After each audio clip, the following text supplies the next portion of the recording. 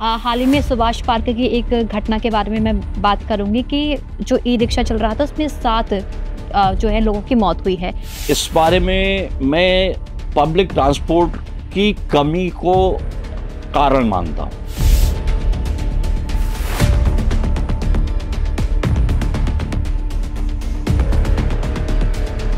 सालों पहले आपको भी याद हो, एक डॉक्टर थी पंजाब की जो नाले में गिरी थी और गिरने के बाद मर गई। कहाँ 15 किलोमीटर दूर जाके उनकी लाश मिली। हम लोग काफ़ी टूरिस्ट जो है पैदल चलने की कोशिश करता है। ज़्यादातर लोग कहते भी हैं कि अमेरिका गए थे, बहुत चलना पड़ा, इसलिए घुटनों में दर्द हो गया। सड़क पर निकलते ही जाम की समस्या हाल बेहाल कर देती है। फिर चाहे बात ताजनगरी आगरा की हो या फिर देश के बड़े महानगरों की, इससे लोग परेशान हैं। दिन पर दिन ये समस्या विकराल होती जा रही है। इस समस्या पर मंथन करने के लिए हमारे साथ मौजूद हैं प्रसिद्ध सर्जन और traffic management expert doctor Sanjay Chaturvedi. विजिक्राफ्ट टॉक्स में उनसे जानेंगे कि कैसे इस समस्या से निजात पाई जा सकती है। नमस्कार सर, कैसे हैं आप? नमस्कार सर, विजिक्राफ्ट टॉक्स में आपका स्वागत है। धन्यवाद। मैं जैसा आपने बताया, मैं ऑर्थोपेडिक सर्जन हूँ, बेसिकली हड्डी के रोग को विशेषज्ञ, साथ ही ट्रैफिक पे काम करता हूँ। सर, सबसे पहले मैं आपसे जानना चाहूँगी, आप पेशे से एक सर्जन हैं लेकिन आप ट्रैफिक मैनेजमेंट एक्सपर्ट के तौर पर भी जाने जाते हैं, तो इसकी कैसे शुरुआत हुई, इसके बारे में आप थोड़ा बताएं। जैसा कि आप जानती हैं, मैं ऑर्थोपेडिक सर्जन हूँ जी। ज़्यादातर रोड ट्रैफिक एक्सीडेंट्स ट्रॉमा से ही रिलेटेड होते हैं। तो जब मैं एमएस में ही था तभी मुझे कुछ ऐसा लगने लगा कि हम लोगों के पास जो रोड ट्रैफिक एक्सीडेंट से पेशेंट्स आते हैं वो बहुत बचाए जा सकते हैं। ये ऐसी दुर्घटना के हैं मरीज जिनको कि हम लोग प्रिवेंटेबल एक्सीडेंट्स, प्रिवेंटेबल डिजीज के लिए पार्टिसिपेट कर सकते हैं। इसके ऊपर काम करा जा सकता है जिससे कि ये बचाया जा सके। मगर इसका बहुत ज़्यादा असर मुझे जो पड़ा वो हमारे एक सीनियर थे डॉक्टर अशोक पचौरी साहब, उनकी वाइफ। वो फतेहपुर सीकरी से एक टाइम पे वापस आ रहे थे और केवल ट्रक के बैक लाइट न जली होने की वजह से उनका एक बहुत ख़राब रोड एक्सीडेंट हुआ जिसमें भाभी और उन दोनों की डेथ हुई। ये सन था 2004 और इसी के साथ इस साल रोड एक्सीडेंट इस road safety is no accident का नारा WHO ने दिया था। उस साल पे मैंने इसके ऊपर काम करना शुरू किया। लगातार मैं उन मरीजों को देखने के बाद, ट्रॉमा में जो मरीज आते हैं उनको कैसे बचना है, क्या बचाने के लिए, या हर मरीज से ये पूछना कि तुम हेलमेट यूज कर रहे हो नहीं कर रहे हो, सीट बेल्ट लगाते हो नहीं लगाते हो, ये मैंने पूछना शुरू कर दिया। उसके ऊपर काम फॉर्मली जो स्टार्ट हुआ वो share society for help in acute road emergencies करके हम लोगों ने एक सोसाइटी बनाई जिससे चालू किया गया। सर, मेरा नेक्स्ट क्वेश्चन आपसे ये रहेगा, आगरा एक पर्यटन शहर के तौर पर भी जाना जाता है, लेकिन यहाँ की अगर ट्रैफिक व्यवस्था की बात की जाए तो हाल बेहाल है। इस बारे में आप क्या कहना चाहेंगे? देखिए, मैं ये नहीं कहूँगा कि आगरा ही का ट्रैफिक बेहाल है। ट्रैफिक हर जगह का बेहाल है। उसका बेसिक कारण मैं जो मानता हूँ वो ये है कि हम लोगों की कार सेंट्रिक पॉलिसीज हैं जो रोड्स को आपको कार निकालने पे मजबूर करती है। आप कार ना भी चलाना चाहें तो भी आपको कार निकालने पे मजबूर करती है। जैसे आप बड़े शहरों में, अच्छे शहरों में जाना चाहें तो वो पेडेस्ट्रियन फ्रेंडली सिटीज होनी चाहिए। हम लोग कहाँ पहुंच गए? हम लोग पेडेस्ट्रियन फ्रेंडली सिटी की जगह कार सेंट्रिक सिटीज पे पहुंच गए, जहां हमने रोड पे जो साइड में पेडेस्ट्रियन पेवमेंट्स थे, जो कंफर्ट जोन बनाने थे हमें पैदल चलने के लिए, उसको हमने ख़त्म करते चले गए। मुझे याद है जिस वक्त मैं आगरा आया था, बांदा से आया था आगरा, तो उस वक्त मैं पैदल कितने भी किलोमीटर, मतलब राजा मंडी और मेरे घर में 3 किलोमीटर का अंतर है, और मैं पैदल जाने में कभी नहीं शर्माता था। पैदल चले जाते थे, कोई परेशानी नहीं होती थी।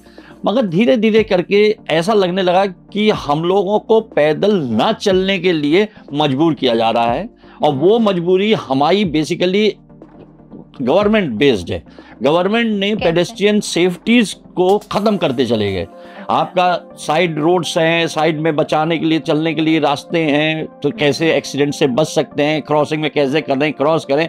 नया स्मार्ट सिटी बना, उसमें भी आप देखेंगे पेडेस्ट्रियन लाइट्स नहीं लगी। जी बिल्कुल। पेडेस्ट्रियन लाइट्स को मतलब हम क्रॉस करने के लिए पेडेस्ट्रियन लाइट जला दें ऐसा नहीं होता है। मुझे क्रॉस करने के लिए इधर उधर देखना है, या मैं बिल्कुल बगैर देखे चलता जाऊं, कार वाला रोके तो रोके, नहीं रोके तो जान मरने के लिए तो मैं तैयार होने के बाद घर से निकलता ही हूँ। तो हम लोग उस जगह पे हैं जहां हमको नॉन मोटराइज्ड व्हीकल्स को प्रमोट करना चाहिए था, उसकी जगह हमने कार प्रमोट करने का सिस्टम बनाया।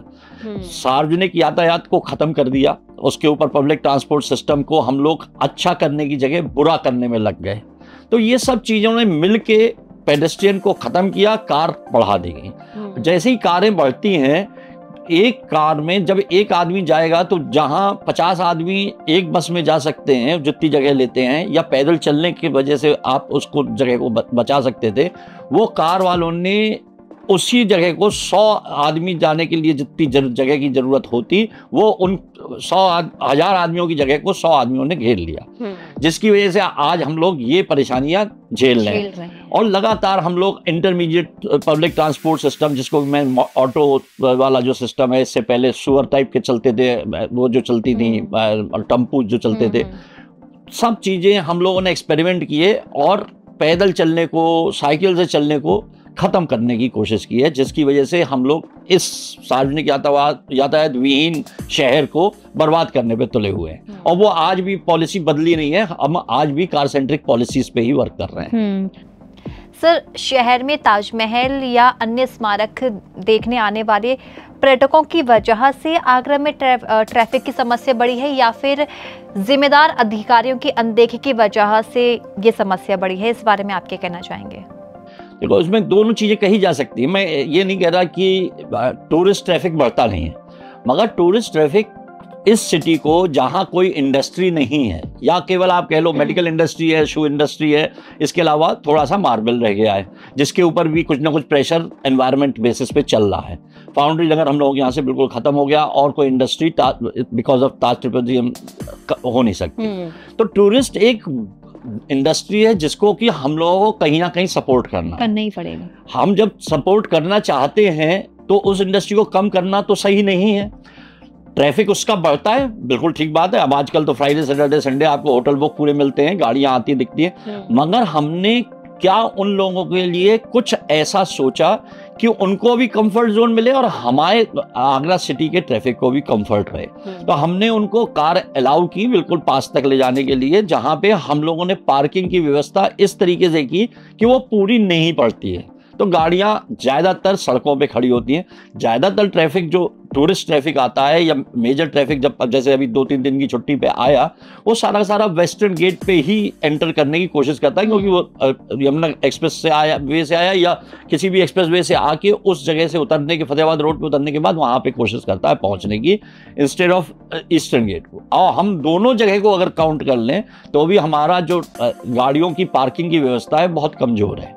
तो हम लोग कहीं ना कहीं से इनके लिए कुछ ऐसी चीज़ बनाते, जैसे गोल्फ कार्ट बनाने की हमने ईस्टर्न गेट पे कोशिश करी। हम कई गाड़ियां दूर खड़ी करवा के इन सबको चाहे फ्री में वहां तक पहुंचाते, जहां से पैदल चलना इनके लिए संभव हो सकता, तो बहुत अच्छा था। पैदल चलने के लिए भी हमने जगह बनाने की कोशिश जरूर करी, लेकिन उसमें भी चिंता छोड़ दी। कुछ सालों पहले आपको भी याद हो, एक डॉक्टर थी पंजाब की जो नाले में गिरी थी और गिरने के बाद मर गई। 15 किलोमीटर दूर जाके उनकी लाश मिली।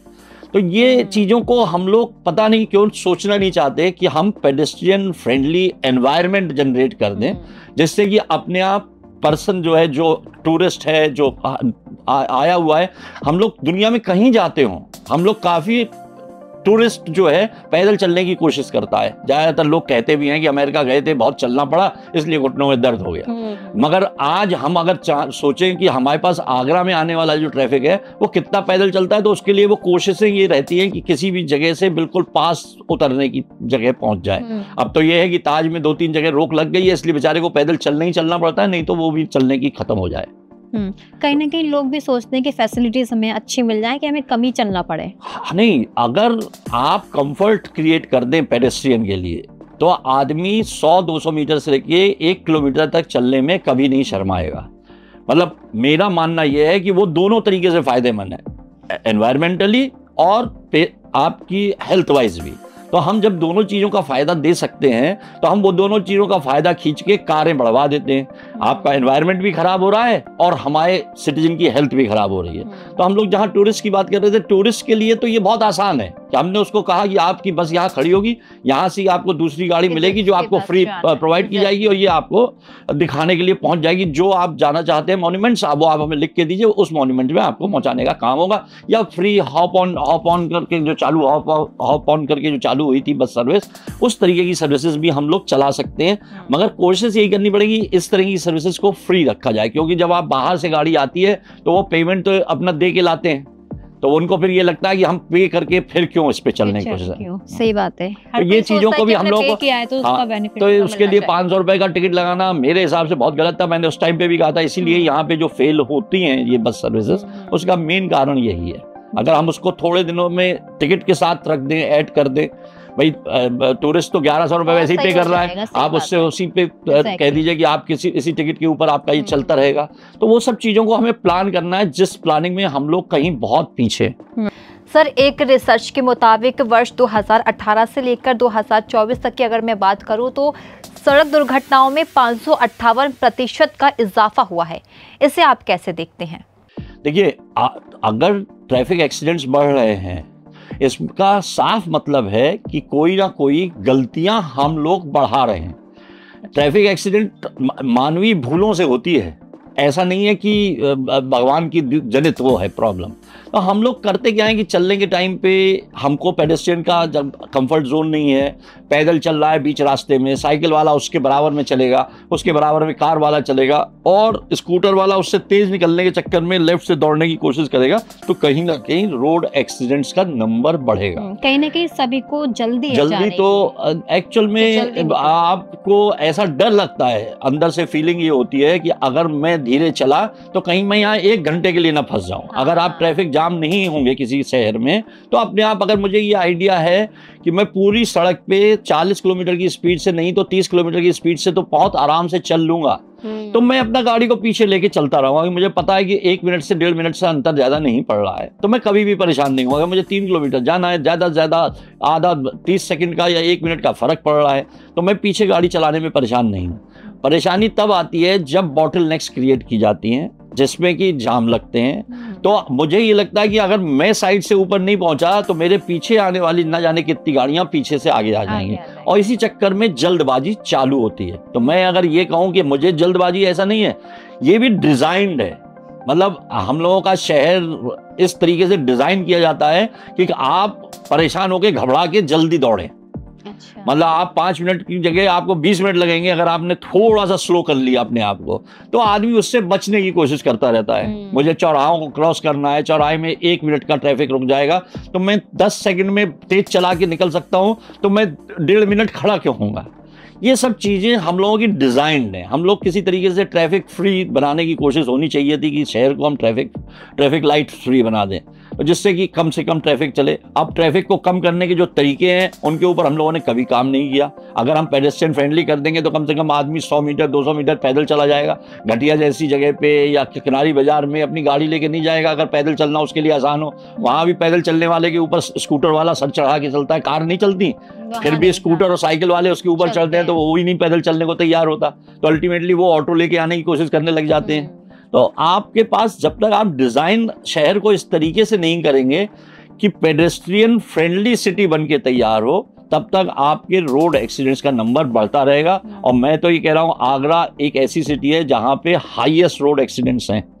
इसके साथ ही साथ हाईएस्ट रोड एक्सीडेंट्स होने का दूसरा कारण हम लोगों के हाईवेज हैं, एक्सप्रेसवेज हैं, जो कि अपने आप में एक बड़ा कारण है आगरा के रोड एक्सीडेंट्स का नंबर को बढ़ाने में। जी सर, इसी के साथ मैं एक क्वेश्चन आपसे पूछना चाहूँगी। जैसे कि ई रिक्शा आपने देखा होगा कि सड़क पर चलते हैं, जो कि अलाउ नहीं है, फिर भी चलते हैं, वो धड़ल्ले से चलाए जाते हैं। हाल ही में सुभाष पार्क की एक घटना के बारे में मैं बात करूँगी कि जो ई रिक्शा चल रहा था उसमें 7 जो है लोगों की मौत हुई है।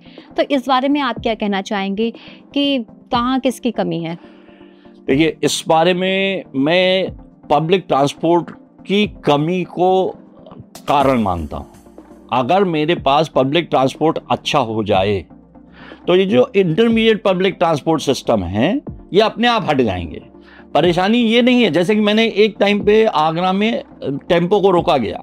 अगर आप पिछले 25 साल का हिस्ट्री देखेंगे तो आप टेम्पो रोके गए, तो टेम्पो रोकने के बाद उन्होंने कहा साहब ये डीजल से चलते हैं, पॉल्यूशन बढ़ाते हैं, और टेढ़े होके घुसा देते हैं अपनी जहां उनकी गर्दन घुसी उन्होंने टेढ़ा करके घुसा दिया और एक्सीडेंट के नंबर बढ़ता है। उसको रोका गया। मगर पब्लिक जिसको मोबिलिटी चाहिए, अब उसके पास या तो आप दूसरा साधन दे देते, दूसरा साधन in the form of public transport, buses चल जाती अच्छी चल जाती। तब जयनारायण की बात आई थी, मगर उन्होंने ड्राइवर और कंडक्टर नहीं लगाए, तो जयनारायण में यहाँ आके 200 बसें खराब होती रही। अब जब इनको हटाया गया तो उससे क्या हुआ, ऑटो निकल के आ गए, पेट्रोल वाले आ गए। तो पेट्रोल आने के बाद, क्योंकि उसको जगह किसी ना किसी को भरना नहीं है, भाई मुझे आगरा कैंट से अपने घर जाना है तो मैं किसी चीज में बैठूंगा ही बैठूंगा। फिर सी बात। तो ये जो प्राइवेट ट्रांसपोर्ट हैं उनको पब्लिक ट्रांसपोर्ट की तरीके से यूज किया जाने लगा। That is called intermediate public transport. अब आप इंटरमीडिएट पब्लिक ट्रांसपोर्ट को बिल्कुल जीरो कर दें, ऐसा संभव ही नहीं है। अब या तो आप इसकी जगह कोई चीज आनी थी, जिसमें ये रिक्शा आया, बीच में एक टाइम ऐसा था जब ये टेम्पो ट्रेवलर टाइप की गाड़ियां भी कुछ समय के लिए चली, फिर वो हट गई क्योंकि वो बड़ी थी, चल नहीं पा रही थी। उसके बाद रिक्शे भी चले बहुत समय तक, मतलब करीब 2-3 महीने रिक्शे चले, तो खड़े हो जाते थे, फिर लोगों ने रिक्शे की बुराई करना शुरू कर दिया। नेक्स्ट स्टेज फिर से ऐसी आई कि साहब अब हमको कुछ ना कुछ ऐसा चाहिए जो पेट्रोल वाला पॉल्यूशन ना करे, तो वो ईवी पे चले गए, इलेक्ट्रिक व्हीकल पे, जिसमें ई रिक्शा अपने आप में आया। ई रिक्शा को बिल्कुल मना नहीं किया गया, परमिशन दी गई पहले इनिशियल फेज में, तो इसके लिए बहुत दिए गए, इनको लाइसेंसेस भी दिए गए। फिर क्योंकि ई रिक्शा के ऊपर कोई वो नहीं लगता था, नंबर प्लेट नहीं थी, तो अब नंबर प्लेट का भी वो तरीका आ गया। अब ड्राइविंग लाइसेंस के लिए भी बात आ गई कि ई रिक्शा के लिए भी ड्राइविंग लाइसेंस होना चाहिए। तो जो चीज़ें बढ़ाते जाएंगे, अब आपको अगर किसी चीज़ को इम्प्रूव करना है तो गवर्नमेंट इनको अपने आप 0 माइल्स कनेक्टिविटी के लिए ले जाए बाहर। जो 0 माइल कनेक्टिविटी क्या है कि बस ने मुझे एमजी रोड पे या किसी मेजर रोड पे छोड़ा, वहां से मेरे घर तक जाने के लिए जो लास्ट माइल्स कनेक्टिविटी है वो मुझे चाहिए। मैं पैदल चल सकता हूँ, बिल्कुल ठीक है, लेकिन कुछ लोग ऐसे होंगे जो पैदल नहीं चल पा रहे, तो उनके लिए गाड़ी कुछ न कुछ टिड्री, ई रिक्शा, मारुता, कोई भी चीज़ ऐसी चाहिए जो उनको वहां तक घर तक पहुंचा सके। क्योंकि हमें कहीं भी किसी भी आदमी, सिटीजन को या किसी टूरिस्ट को लास्ट माइल कनेक्टिविटी देना कंपलसरी है। अब वो कनेक्टिविटी अगर हम नहीं देते हैं तो परेशानियां आनी ही थी। इसीलिए ई रिक्शा को हम खत्म करने में असमर्थ रहे। अब फिर से एक नया सिस्टम बनाने की बात, वो QR कोड की बात कर रहे हैं, मगर मुझे नहीं लगता वो भी बहुत सक्सेसफुल होगा, क्योंकि इससे पहले कलर कोडिंग हुई थी ऑटो में। यहाँ पाठक जी थे SP ट्रैफिक, उस टाइम पे कलर कोडिंग की गई थी कि ये हरे वाला इधर चलेगा, लाल वाला बाहर चलेगा शहर के, इस तरीके की कलर कोडिंग करी गई। मगर वो भी नहीं चल पाए, क्योंकि उसकी परेशानी क्या है कि उनको जो ज्यादा, भाई देखो, जैसे ही मुझे 5 सवारी बैठालनी है तो मुझे ज्यादा सवारी कहाँ मिल रही है?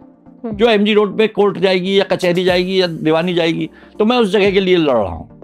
जैसे ही मुझे बाहर अपने आप मुझे पता चल गया कि सारा का सारा सिटीजन तो भाई पब्लिक ट्रांसपोर्ट में चल लेता है, तो ये जो ऑटो हैं या ये ई रिक्शा हैं या ये चीजें हैं, ये अपने आप प्राइवेट ट्रांसपोर्ट की तरीके से वर्क करने लग जाएंगे। तो ये प्राइवेट ट्रांसपोर्ट में चले जाएंगे, तो जो पैदल चल सकते हैं जहां तक वहां पैदल चलेंगे, फिर प्राइवेट ट्रांसपोर्ट की तरीके से यूज करेंगे। आप उस चीज को रिस्ट्रिक्ट कर सकते हैं कि कोई भी जो इंटरमीडिएट पब्लिक ट्रांसपोर्ट की तरीके से चला रहे हैं, 3 आगे बैठाल के 6 पीछे बैठाल के, वो न चलाए जाए। एग्जैक्टली, कहीं ना कहीं जो ऑटो चालक होते हैं वो ओवरलोड सवारी बिठाल देते हैं, इसका भी कहीं ना कहीं उसका भी कारण वही है कि भाई उसको एक दिन एक चक्कर के कम से कम 60 रुपए 70 रुपए चाहिए, 20 रुपए उसको ऑटो स्टैंड वाला खींच ले जाता है, तो उसको कहीं 30-40 रुपए की एक बार में साइकिल में फायदा मिलना चाहिए। किराया फिर तो किराया, क्योंकि कंपटीशन है तो किराया बहुत ज्यादा कर नहीं सकते, तो वो एक ही में 6 आदमी बैठाने की कोशिश करता है। जबकि इसके ऊपर, क्योंकि एक टाइम पे सवारी ज्यादा मिलेंगी ही मिलेंगी, ऐसा भाई ये मानना गलत है कि हमारा सिटीजन मोबिलिटी होगी ही नहीं। मुझे कैंट स्टेशन जाना पड़ेगा, मुझे बस स्टैंड आना पड़ेगा, मुझे कचहरी जाना पड़ेगा, मुझे कुछ ना कुछ करने के लिए तहसील जाना पड़ेगा, तो मुझे कहीं ना कहीं आना जाना तो है ही है। तो उस आने जाने को हमें मेंटेन करने के लिए जो पब्लिक ट्रांसपोर्ट सिस्टम डेवलप करना चाहिए, उसमें कहीं ना कहीं हम फेल हो रहे हैं, मेरा ये मानना है, और इसमें गवर्नमेंट को बहुत काम करने की आवश्यकता है। QR कोड के आपने जो बात बताई थी, मैं चाहूंगी आप थोड़ा सा विस्तार से उसके बारे में बताएं। जो अभी रिसेंटली एक प्लानिंग चल रही है जिसमें हाँ। कि ये कहा जा रहा है कि हम ऑटोज को सबको QR कोड देंगे कि वो किस रूट पे चले, उसको आप स्कैन करके जान सकते हैं कि वो इस रूट पे चलने के लिए अलाउड है कि नहीं अलाउड है। मगर माइंड यू कि ये इंटरमीडिएट पब्लिक ट्रांसपोर्ट की तरीके से अलाउड है, मतलब जो 6 सवारी 5 सवारी लेके जा सकते हैं वो अलाउड हो रहा है। तो मतलब गवर्नमेंट बेसिस पे हमने प्राइवेट व्हीकल को एक तरीके से प्राइवेट जो ट्रांसपोर्ट सिस्टम था उसको इंटरमीडिएट पब्लिक ट्रांसपोर्ट सिस्टम के लिए अलाउ कर दिया। पहली चीज तो ये हो गई। दूसरी चीज ये हो गई कि QR कोड जो है कौन चेक करेगा हर बार जी, विच इज वेरी डिफिकल्ट। जब मैं कह रहा हूँ कि लाइनें पट्टियां लगी थी, लाल पट्टी और हरी पट्टी लगने के बाद जब वो मुझे ऑटो सामने से दिख जाता था कि ये शहर में चलने वाला है, ये गांव की तरफ चलने वाला है, इसमें तो QR कोड को स्कैन करके मुझे देखना है, तो उसको कौन देखेगा? तो अल्टीमेटली ये भी एक फेल सिस्टम बनके तैयार होगा जिसके ऊपर अब चल रहा है काम। तो मैं उसके बारे में मैं मना नहीं करता हूँ कि हाँ ठीक है, एक नई चीज चालू करने की कोशिश की जा रही है, चलो देख लेते हैं करके, बट मेरे हिसाब से वो भी बहुत अच्छा नहीं चलेगा। मेरा मानना केवल एक है कि अगर हम पेडेस्ट्रियन को मजबूत बनाएं, पेडेस्ट्रियन पाथवे अच्छे करें, पेडेस्ट्रियन फ्रेंडली सिटी बनाएं और पब्लिक ट्रांसपोर्ट को जितना मजबूत कर सकते हैं उतना मजबूत करें, साथ में सस्ता करें और सुरक्षित करें। हमारे यहाँ अपने आप आदमी उधर शिफ्ट हो जाएगा और अच्छी पब्लिक भी उसमें शिफ्ट हो जाएगी, जैसे दुनिया में हर जगह पब्लिक ट्रांसपोर्ट पे चलने की कोशिश करें। जी बिल्कुल सही कहा सर आपने। सर बतौर सर्जन क्या आप मानते हैं कि सड़क दुर्घटनाओं में वृद्धि के मुकाबले घायलों के लिए मेडिकल फैसिलिटीज में भी बढ़ोतरी हुई है? क्या लगता है आपको, इस बारे में आप क्या कहना चाहेंगे? इस पे अगर आप बात करना चाहती है मेडिकल फैसिलिटीज की वृद्धि हो रही है नहीं हो रही है, तो वो तो आपको भी दिख रहा है। हाँ, नहीं घायल को फैसिलिटी तो मिलना अच्छा हो गया, परेशानी कहाँ आ रही है? परेशानी हम लोगों को मरीज जो गोल्डन आवर की बात करते हैं हम लोग कि मरीज अपनी जगह जहाँ एक्सीडेंट हुआ है उससे अस्पताल पहुंचने में 1 घंटे से कम समय में पहुंचेगा तो उसके बचने के चांसेस ज्यादा हो जाएंगे। लेकिन जब आपकी रोड क्लॉग्ड पड़ी है तो आप एम्बुलेंस के लिए कोई हवाई जहाज थोड़ा बना देंगे, तो या तो आप हेलीकॉप्टर बेस्ड सर्विसेज स्टार्ट करें शहर के अंदर, जो कि अभी तक तो हमें कहीं दिख नहीं रही है नियर फ्यूचर में। मेडिकल फैसिलिटीज का इंप्रूवमेंट हुआ है बाहर, शहर के बाहर भी, जैसे मेडिकल कॉलेज सैफई में खुलना, फिरोजाबाद, शुगाबाद, थार डिस्ट्रिक्ट में मेडिकल कॉलेज खुलना अपने आप में एक मेडिकल फैसिलिटीज को इम्प्रूव करने के तरीके ही है। मगर क्या ये तरीके हमें मरीज को वहां पहुंचाने में सक्षम कर पा रहे हैं या नहीं? तो वो परेशानी आज भी हमारी वही है कि हमारा ट्रैफिक जाम पड़ा हुआ है, तो पेशेंट वहां से साइट से एक्सीडेंट से वहां तक पहुंचने में बहुत समय लगा जाता है। इसकी वजह से इस चीज मरीज को, हाँ, तो डेथ रेट भी बहुत बढ़ा है जैसे आप देख सकते हैं इस वक्त। तो सर ट्रैफिक जाम की समस्या से आगरा ही नहीं बल्कि देश के प्रमुख सिटीज की भी हालत जो है बेहाल है, तो क्या कारण मानते हैं आप इसका? मेरा मानना, हाँ, हिंदुस्तान के कमोबेश हर शहर में ये वाली परेशानी आई है कि हम लोग पेडेस्ट्रियन फ्रेंडली की जगह कार सेंट्रिक पॉलिसीज पे चले गए। इसका मेन रीजन यही है, ये मेजर प्रॉब्लम तो मेरा मानना यही है, क्योंकि हम सड़कें चौड़ी करने की बात करते हैं, जो लोग डिसाइड करने वाले होते हैं वो 5 स्टार में बैठ के ये डिसाइड करते हैं कि पेडेस्ट्रियन तो है ही नहीं शहर के अंदर और हमें तो गाड़ियां तो चलवानी है, हमें गाड़ियां बढ़ाने के लिए गाड़ी वाला जो आपका ड्राइवर है, डीएम का ड्राइवर, कमिश्नर का ड्राइवर, वो उनसे कहता है साहब गाड़ी तो निकल ही नहीं पाती है, तो आप गाड़ी निकलवाने के लिए क्या कर सकते हो? तो आपके दिमाग में केवल एक बात आती है कि सड़कें चौड़ी कर दो। और सड़कें चौड़ी करते ही आप कोई जगह, शहर जैसे दिल्ली की सड़कें तो बहुत चौड़ी चौड़ी है, लेकिन दिल्ली भी क्लॉग्ड है, तो कोई भी शहर इस बात के लिए कुछ समय तक खुश रह सकता है कि हमने सड़क चौड़ी कर दी, अब जाम से मुक्ति मिल गई। वो जाम की मुक्ति बहुत थोड़े समय की रहती है और वो जैसे ही समय पार हो जाता है नंबर ऑफ व्हीकल्स बढ़ जाती हैं। मेरा मानना ये है सरकार जब ऑटोमोबाइल इंडस्ट्री को सपोर्ट करती है तब वो इस तरीके की एक्टिविटी को बढ़ाती है। सड़कें चौड़ी करना, सड़कें बढ़ाना, रोड जो है कारों के लिए बनाना अपने आप में ज़्यादा कारों को प्रमोट करने के लिए है।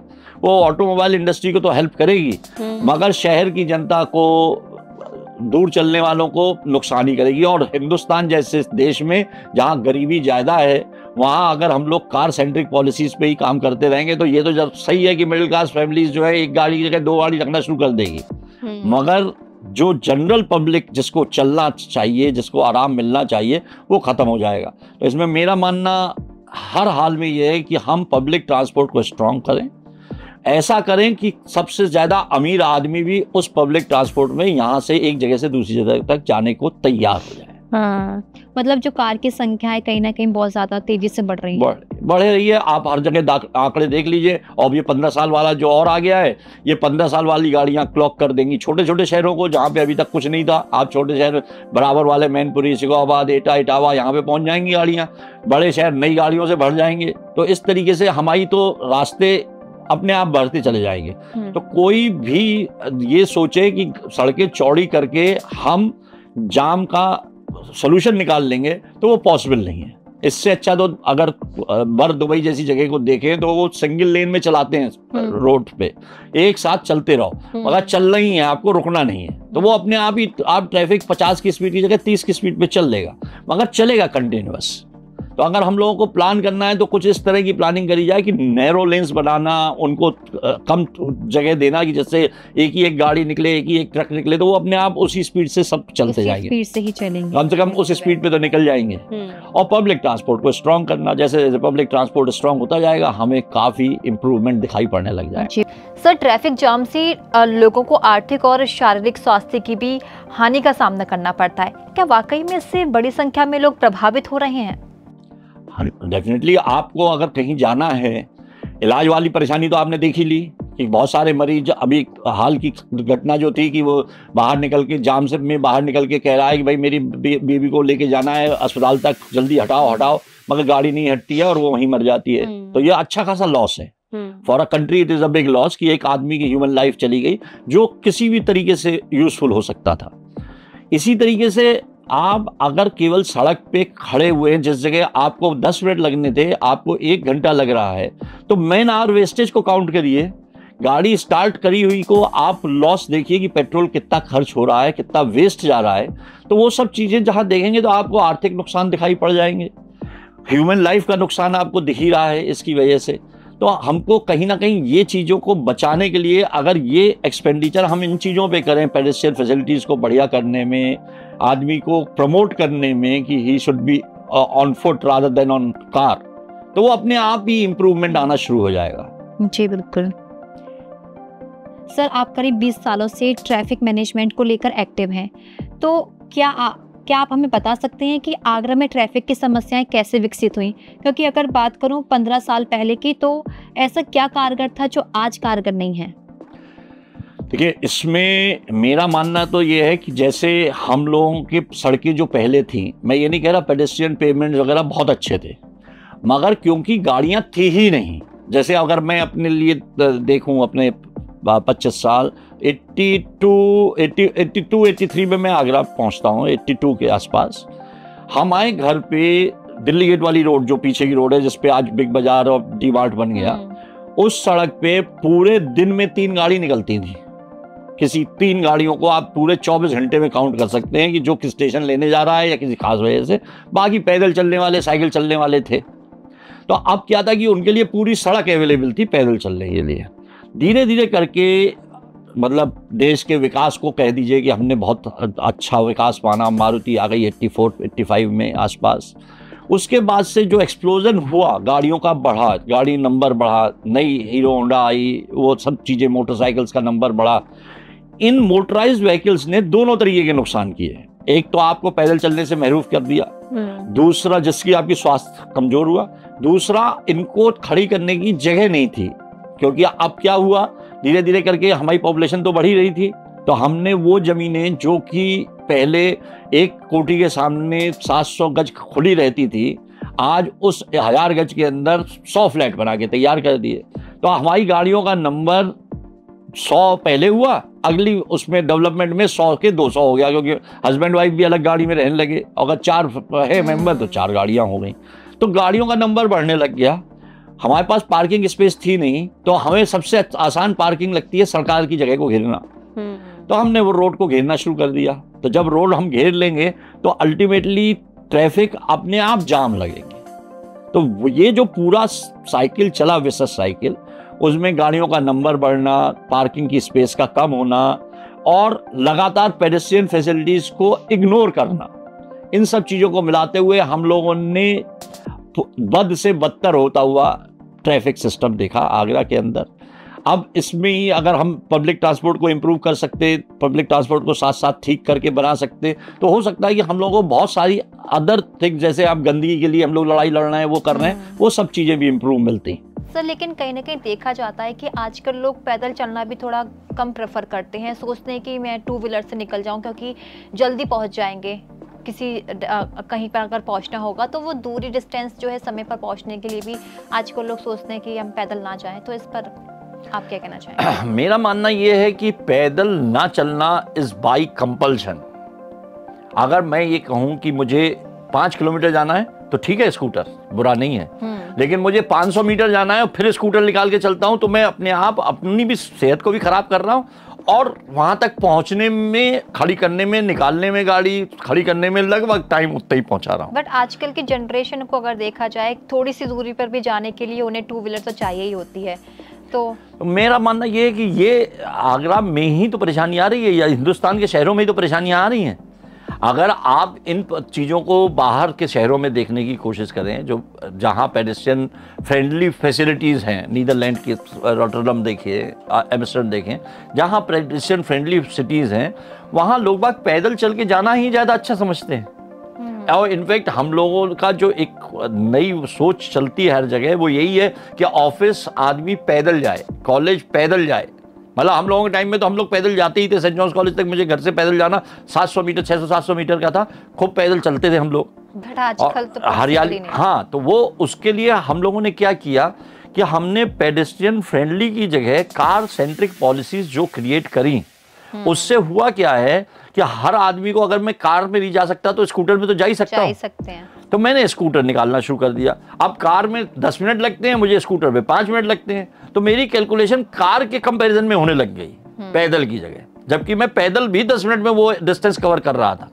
अगर मेरा रास्ता ठीक होता तो मैं आगरा कॉलेज तक अपने घर से 15 मिनट में पहुंचता था।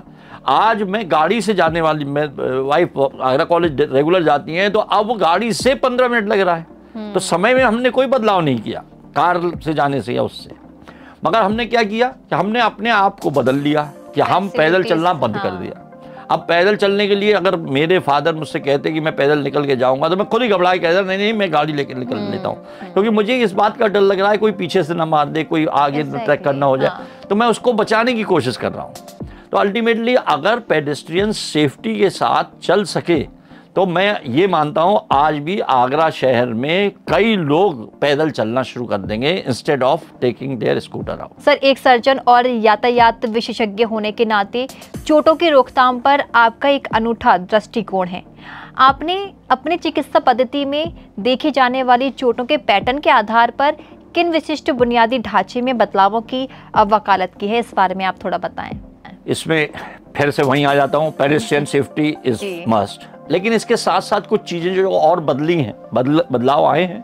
जैसे गाड़ी में बोनट कितना ऊंचा रहना चाहिए, किस स्ट्रेंथ का रहना चाहिए, किस तरह का होना चाहिए, सीट बेल्ट की क्या स्टेज होनी चाहिए, कौन से फ्रैक्चर नीचे वाली सीट बेल्ट में ज़्यादा होते थे, चांस फ्रैक्चर जो स्पाइन का फ्रैक्चर था वो ज़्यादा होता था।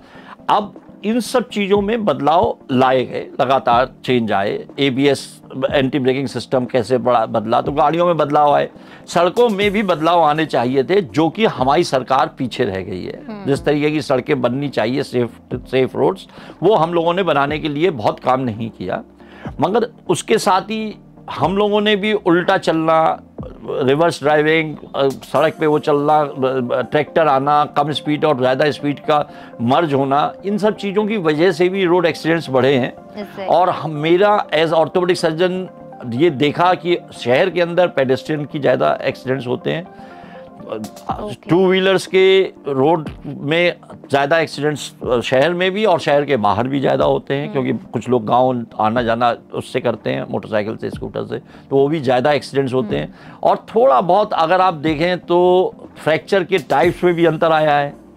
इसके अलावा जो अंतर आया कि मरीज एकदम सडन डेथ भी बहुत ज़्यादा बढ़ गई, कुछ लोग मरीज अस्पताल तक पहुंचने वाली स्थिति में भी नहीं रह पाते। तो वो सब चीज़ें बदली हैं, जो हाई स्पीड ट्रॉमा जो हुआ है उसकी वजह से भी हुई है। सर मेरा नेक्स्ट क्वेश्चन आपसे ये रहेगा, आप एक रिसर्च के मुताबिक आगरा में दुर्घटनाओं में होने वाली मौतों में 77% मौतें जो हाई स्पीड से गाड़ी चलाने के कारण होती हैं, तो इसको लेकर आप क्या कहना चाहेंगे? उसमें एक्चुअली दोनों तरीके के हैं एक्सीडेंट्स बढ़ना।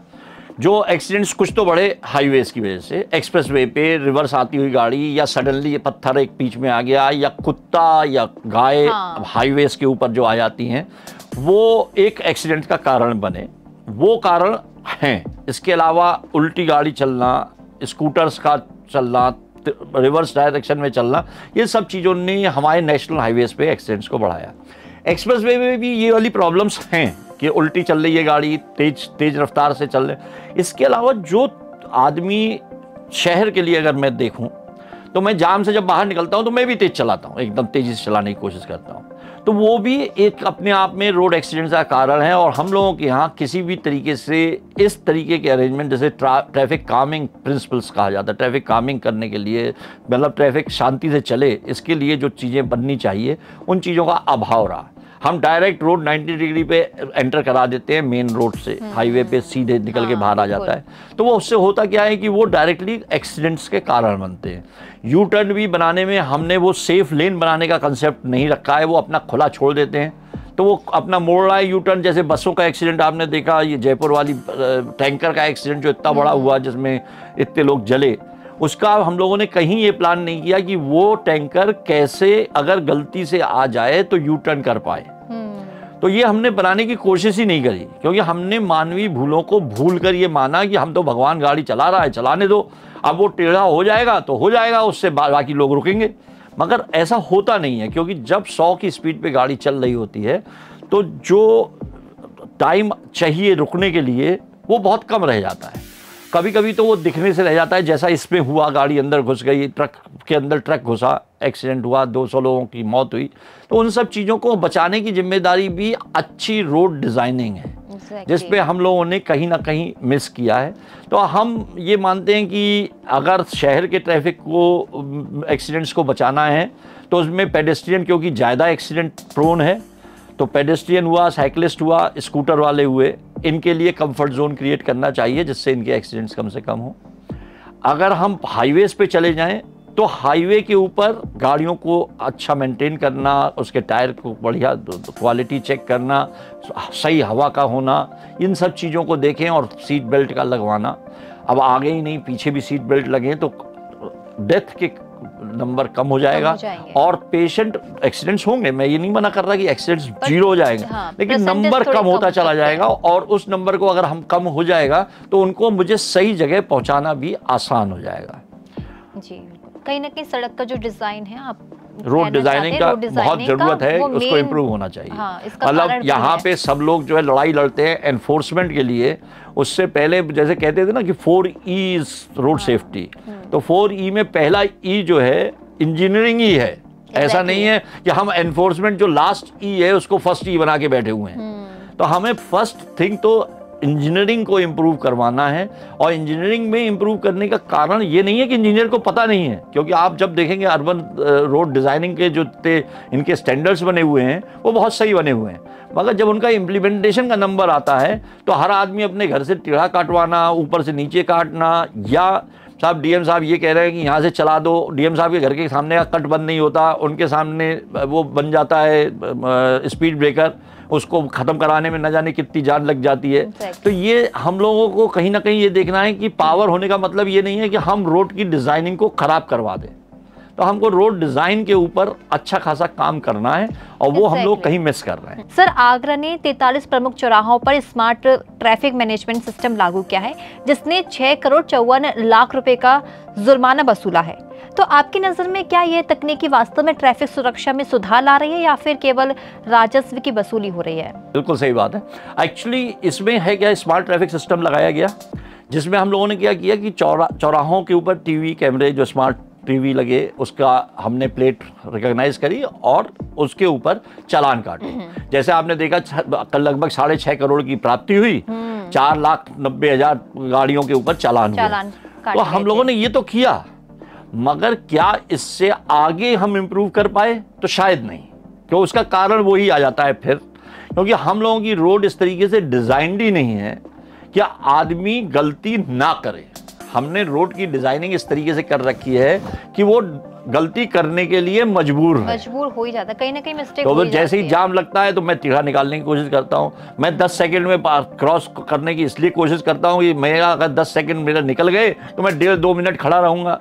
तो मैं कहीं ना कहीं हम आए जो प्रॉब्लम्स हैं वो रोड डिजाइनिंग की ज़्यादा हैं, जिसके ऊपर वर्क होना चाहिए। और ये एजुकेट करने वाला सिस्टम है कि भाई आप ट्रैफिक के नियमों का पालन करें, जिसको कि हम लोग अब स्कूल के लेवल से चालू कर रहे हैं। शायद थोड़ा सा नेक्स्ट जनरेशन ऐसी आए जो रोड के नियमों का पालन ज़्यादा ईमानदारी के साथ करें। एग्जैक्टली, लोग कहीं ना कहीं रूल्स का उल्लंघन करते हैं, वो गलत है और उसके ऊपर चालान कटना जरूरी है।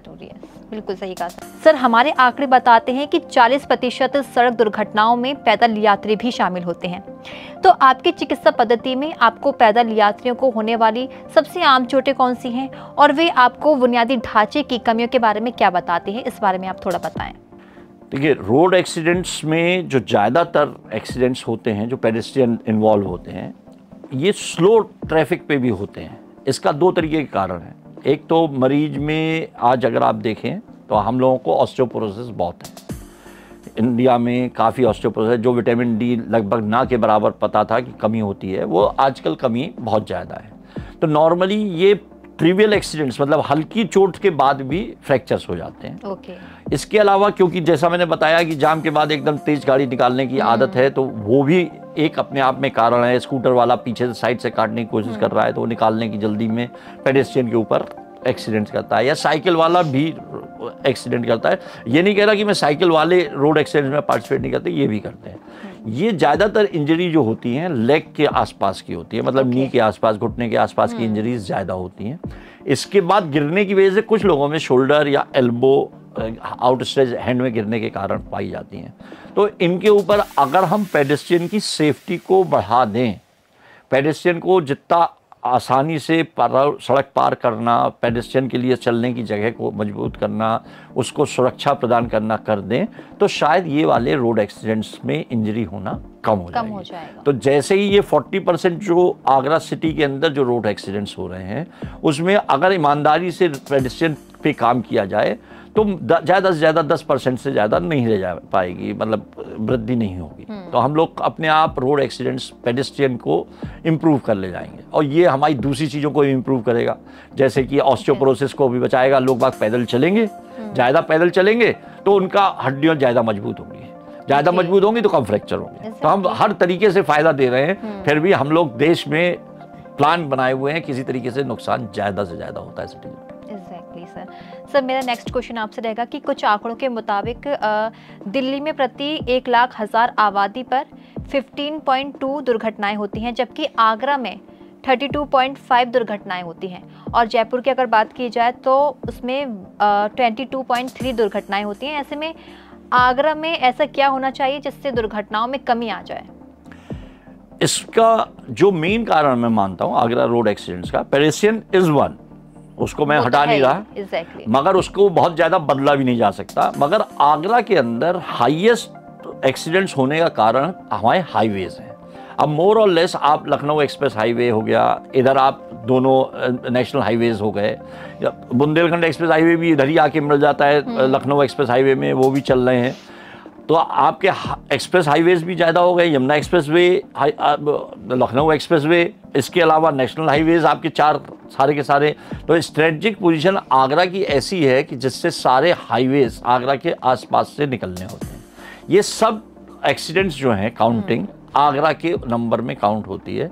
इस वजह से ये मान सकते हैं कि एक आर्टिफिशियल नंबर बढ़ा हुआ है एक्सीडेंट्स का, कि यहाँ पे ज़्यादा रिपोर्ट होता है।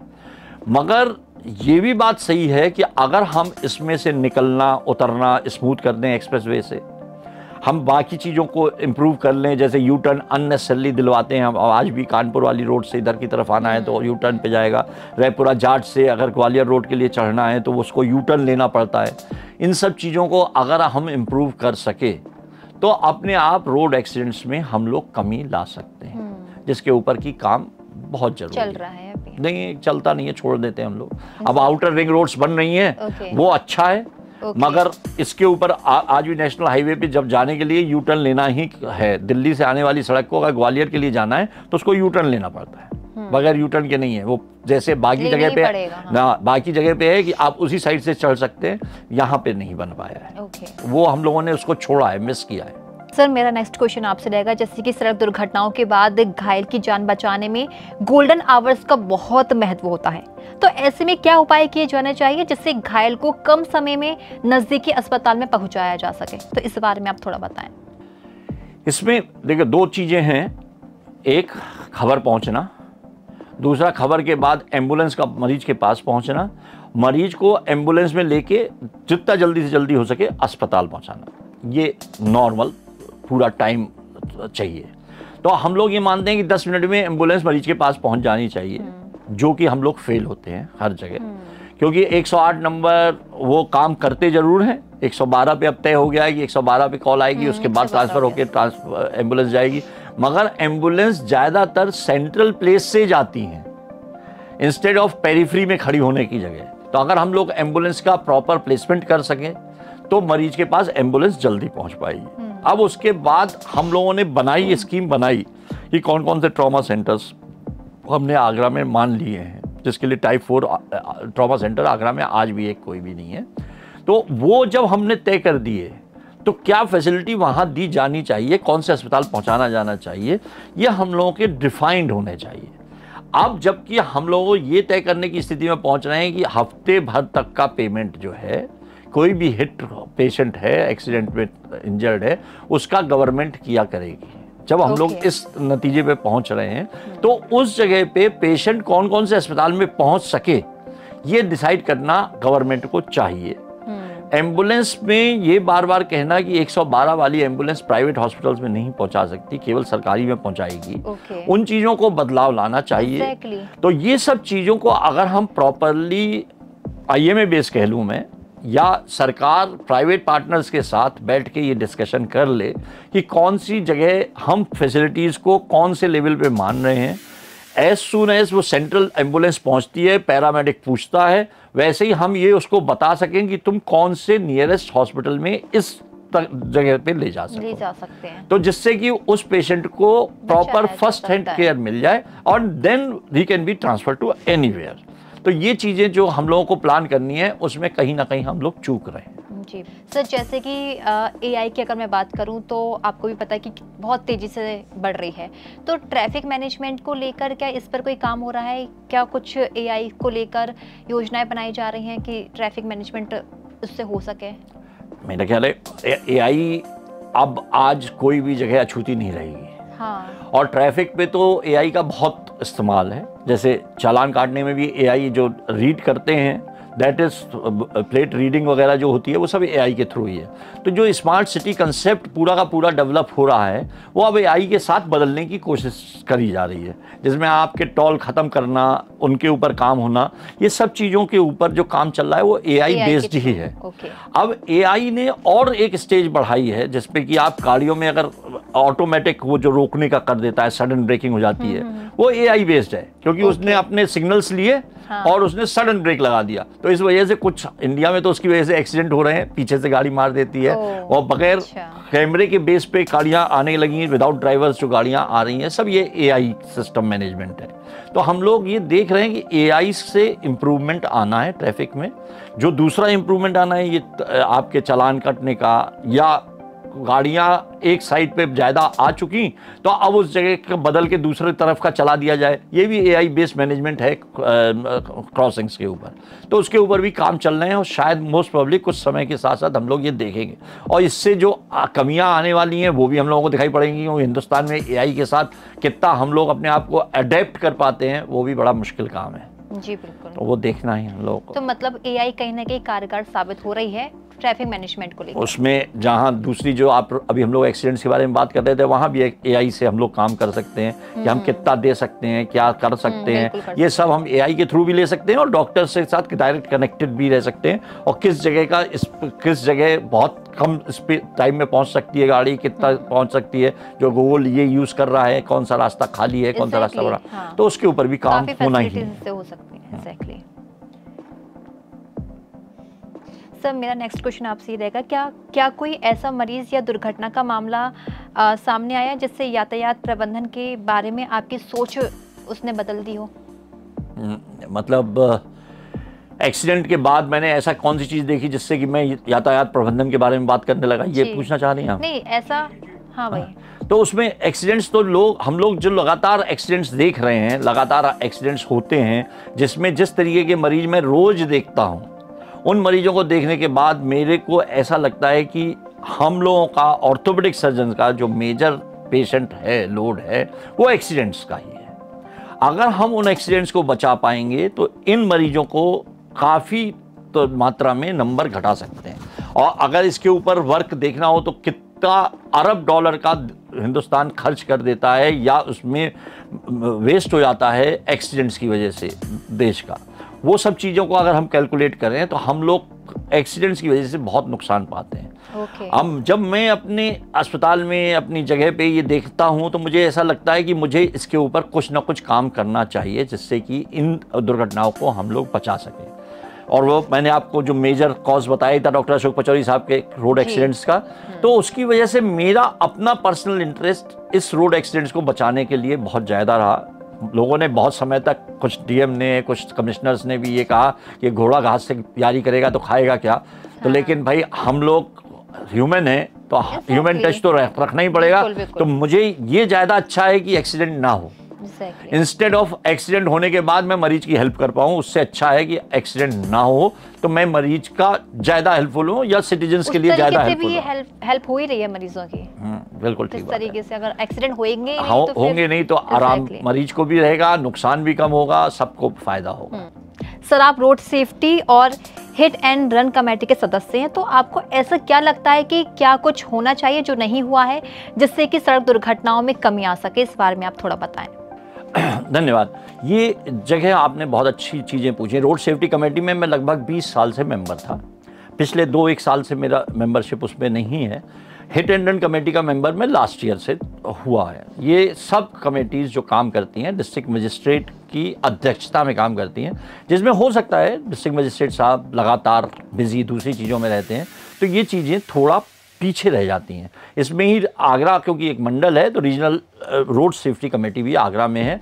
इन सब में सेक्रेटरी जो है आरटीओ ऑफिस से प्रवर्तन वाले जो आरटीओ होते हैं वो रहते हैं। Hit and run committee basically बननी चाहिए थी जिसमें कि मेंबर जनता के होने के अलावा एक इंश्योरेंस कंपनी का जो उसका सेक्रेटरी होना था, जिसके ऊपर काफ़ी काम किया जाना था और करा जाना चाहिए आगरा में। मैंने ये पिछले कई सालों में ये देखा कि रोड सेफ्टी कमेटी में जब हम लोग बात करते हैं, जैसा मैंने आपको बताया ना 4E के ऊपर बात होने में हम लोग लास्ट E के बारे में ज़्यादा बात करते हैं। एनफोर्समेंट, कितना चालान कटा, कितने लोगों के ऊपर गाड़ियों का सही न रहने का चालान कटा, कितनी गाड़ियां पकड़ी गई, इसके ऊपर मीटिंग में ज़्यादा स्ट्रेस रहता है। कुछ जगह पे जैसे हम लोगों ने 30 ब्लैक स्पॉट आइडेंटिफिकेशन किया, तो हर मीटिंग में जब हम बात करें हर दूसरे महीने तो ये बात आनी चाहिए कि कौन से ब्लैक स्पॉट में हमने क्या इम्प्रूवमेंट किया। जो बातें हम लोग हर बार छोड़ देते हैं तो अल्टीमेटली रोड सेफ्टी कमेटी का जो मेन पर्पस था रोड सेफ्टी वो कहीं पीछे रह जाता है और हम लोग एनफोर्समेंट के ऊपर ज़्यादा बातें करते हैं। इसी के साथ मैं लगातार रोड सेफ्टी कमेटी में ये भी रिक्वेस्ट करता रहा कि ये सब चीज़ें हमारी वेब पर आनी चाहिए हर महीने, जिसको मिस्टर रविंद्रन साहब थे जिस टाइम तक, उस टाइम तक काफ़ी नेट पे आती रहीं, मगर पिछले 10 साल में 8 साल में मैंने नहीं देखा कि ये नेट पे अवेलेबल भी हों। Minutes of the meeting, Agra के मिनट्स ऑफ द मीटिंग तो मेरा ख्याल है पिछले साल एक लोड हुआ था, लगातार लोड नहीं होते हैं। Similarly hit and run committee का अभी जब सुप्रीम कोर्ट का डिसीजन हुआ कि 50,000 रुपये से बढ़ा के 2 लाख रुपए पेमेंट करना, पेशेंट को इमीडिएट एक्स ग्रेशिया दिया जाना चाहिए और 50,000 रुपये दुर्घटना में जिसको ग्रीवियस इंजरी है उसको दिया जाना है। इसके ऊपर क्योंकि उन्होंने लिखा ये था कि हर दूसरे महीने मीटिंग होगी, तो जब आप हर दूसरे महीने मीटिंग करेंगे, जितनी एप्लीकेशंस आएंगी उनका निस्तारण करेंगे तो अपने आप पैसा देने की स्थिति में होते, मगर इनके ऊपर बहुत काम नहीं हुआ। हमने पिछले 9 महीने में केवल 1 मीटिंग अटेंड करी। इसका मतलब यह है कि 1 मीटिंग के बाद कोई मीटिंग नहीं हुई और वो भी अध्यक्षता एडीएम सिटी ने करी थी और डीएम साहब की एक भी मीटिंग इस पे नहीं हुई है। तो मैं ये मानता हूं कि इसको अगर डीएम साहब बिजी हैं तो वो किसी और को दे दें, मगर रेगुलर मीटिंग्स कंपलसरी हैं जिससे कि इसके ऊपर इम्प्रूवमेंट होता जाए। तो हम लोगों को कई चीज़ें इम्प्रूव करने के लिए रोड सेफ्टी कमेटी की रेगुलर मीटिंग, उसको अपलोड करना नेट पे, उसके ऊपर हम लोगों को जो फीडबैक मिले उसके ऊपर डिस्कशंस करना, और रोड सेफ्टी में केवल चालान के अलावा भी बहुत सारे 4 ई में से 3 ई के बारे में, जैसे हम लोग इंजीनियरिंग की बात करना, हम लोगों को एजुकेशन की बात करना, इमरजेंसी की बात करना, हर चीज़ के ऊपर बात होनी चाहिए जिससे कि हम ये चीज़ें इम्प्रूव कर सकें। सर, आप हमारी ऑडियंस को क्या संदेश देना चाहेंगे जिससे लोग जागरूक हो सकें और सड़कों पर सुरक्षित चल सकें? इसके लिए मेरा मानना यह है कि हम सब लोगों को ज़्यादा से ज़्यादा पैदल चलने की कोशिश करनी चाहिए। सरकार पे दबाव बनाना चाहिए कि पैदल चलने के लिए ज़्यादा अच्छी फैसिलिटीज़ प्रोवाइड करें। पब्लिक ट्रांसपोर्ट इस्तेमाल जितना ज़्यादा से ज़्यादा हम लोग कर सकें वो इस्तेमाल करें। कोशिश ये करें कि घर के अंदर एक ही गाड़ी रहे या गाड़ियों का नंबर कम से कम हो सके वो करने की कोशिश करें। बाकी रोड एक्सीडेंट अगर हो ही जाए तो कोशिश ये करें कि जल्दी से जल्दी अस्पताल पहुँचें, और ऐसे अस्पताल पहुँचें जहाँ पे सारी केयर मिल सके, जिसके लिए सरकार को एक नियम कानून बनाने चाहिए कौन से अस्पताल में कौन सा मरीज जाए। बाकी हिट एंड रन के लिए काफ़ी कुछ हुआ है, मगर अभी भी मैं हिट एंड रन कमेटी का भी मेंबर हूँ अगर बाय द वे, मगर पिछले 9 महीने में केवल 1 मीटिंग हुई है, उसके बाद से कोई मीटिंग नहीं हुई, जबकि हिट एंड रन कमेटी की मीटिंग इतनी हर दूसरे महीने जरूरी है, जिसमें कि हम लोगों को पैसा देना था 2 लाख रुपए उनको जो हिट एंड रन में डेथ हो गई, और 50,000 उनको जिनको ग्रीवियस इंजरी हुई। मेरा ख्याल है कि आगरा में अब तक शायद 1 केस केवल अलाउ हुआ है, बाकी उसके बाद से कुछ नहीं हुआ है। हिट एंड रन कमेटी बनी हुई है मगर उस पर काम नहीं होते हैं। तो हम लोगों को जो नियम बनाए जाएं उनका पालन करना चाहिए। स्कूटर पे, मोटरसाइकिल पे हेलमेट का इस्तेमाल, कार में सीट बेल्ट का इस्तेमाल। अब लोग बाग कहते ज़रूर हैं कि हम जो है शहर के अंदर चल रहे हैं, स्पीड नहीं आएगी, लेकिन मेरा कहना यह है कि जब तक आप इसको आदत नहीं बनाएंगे, आदत बनाने का मतलब है जैसे मैं अपना पीछे जेब में हाथ टटोल के देखता हूँ कि पर्स है मेरी जेब में कि नहीं, सिमिलरली मोबाइल मेरे पास है या नहीं, इसी तरीके से मेरी अगर आदत होगी कार की सीट पे बैठते ही बेल्ट लगाने की, तो मुझे लगेगा कुछ चीज़ मिस कर रहा हूँ, तो अपने आप वो आदत मुझे जो है ठीक पहुँचाने की कोशिश करेगी। मेरा मानना ये है कि अगर ज़्यादा से ज़्यादा पैदल चल सकें तो अपना स्वास्थ्य अच्छा रखेंगे, शहर का स्वास्थ्य अच्छा होगा, और पर्यावरण में भी हम लोग सहयोग करेंगे। एग्जैक्टली सर, बिल्कुल सही कहा सर आपने। सर आपका बहुत बहुत शुक्रिया, आपने विजिक्राफ्ट टॉक्स को अपना कीमती समय दिया और ट्रैफिक की समस्या को लेकर भी आपने बहुत कुछ बताया, काफ़ी कुछ जानने को आपसे मिला। आपका बहुत बहुत शुक्रिया सर। सड़कों पर वाहनों की आपाधापी के बीच जब तक पैदल यात्रियों की सुगमता का ख्याल नहीं रखा जाएगा तब तक सड़कों से जाम की समस्या से निजात नहीं पाई जा सकेगी। इसके साथ ही व्यवस्थित तरीके से प्लानिंग भी बहुत जरूरी है, तभी सड़क पर स्मूथली चल सकेंगे। विजिक्राफ्ट टॉक्स में एक बार फिर नए मुद्दे के साथ मिलेंगे, तब तक के लिए बने रहिए विजिक्राफ्ट टॉक्स के साथ। नमस्कार।